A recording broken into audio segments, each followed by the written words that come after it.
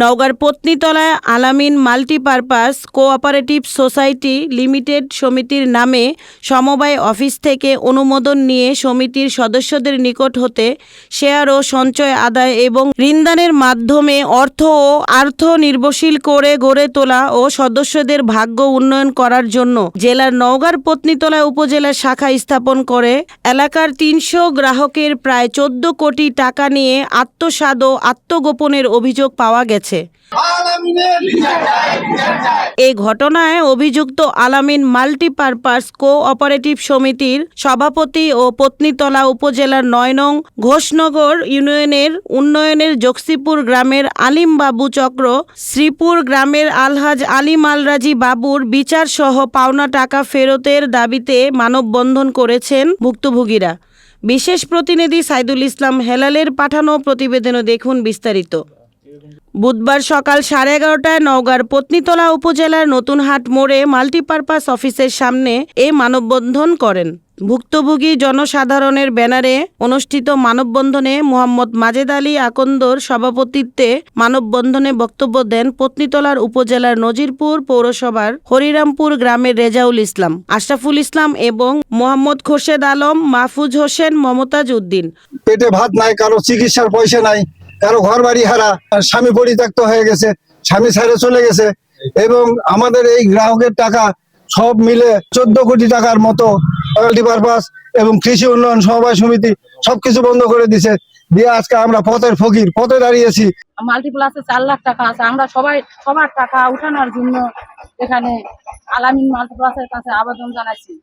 আমি প্রশাসনের কাছে বেশি আকর্ষণ করে বলছি যে আমাদেরকে এর একটা সঠিক সমাধান করে দেওয়া।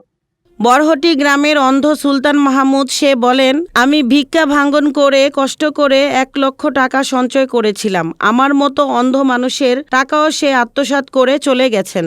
ভুক্তভোগীরা বলেন, আমাদের প্রতি লাখে 2,000 থেকে 2,500 টাকা লভ্যাংশ দেওয়ার কথা বলে অত্র সমিতিতে সঞ্চয় রাখার উৎসাহ প্রদান করে আমাদেরকে তার মাল্টিপারপাসে সঞ্চয় করিয়ে নেন।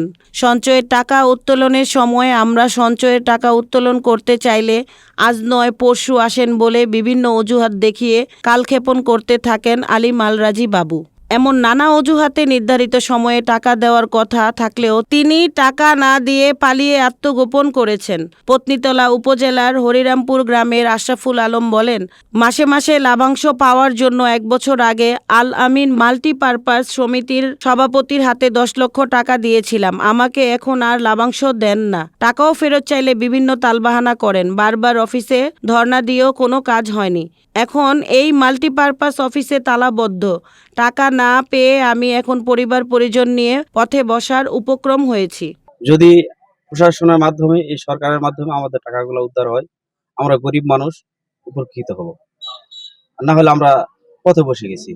আমাদের টাকা দিয়ে গ্রাহকের টাকা দিয়ে বাসা বাড়ি করেছে, অফিস করছে, কোনো দেওয়ার কোনো হুমকি গেলে হুমকি দেয়।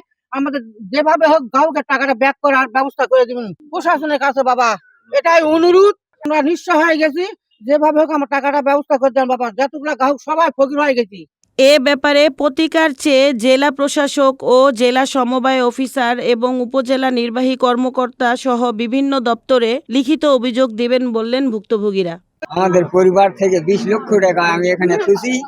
এই টাকা আত্মসমর্পণ করে সমস্ত এখানে চলে গেছে। উনি আর নেয়, বিভিন্ন হুমকি দেখায়, পুলিশের হুমকি দেখায়, এটা দেখায় সেটা দেখায়, কোথায় কেস করো, কোথায় ওটা যায় কেস করো, সেটা কেস করো, আমাদের এইরকম। এই বিষয়ে আলামিন মাল্টিপারপাসের মালিক আলী মালরাজি বাবুর মুঠোফোনে বারংবার যোগাযোগ করা হলে মোবাইল ফোন বন্ধ থাকায় তার কোনো বক্তব্য পাওয়া যায় নাই।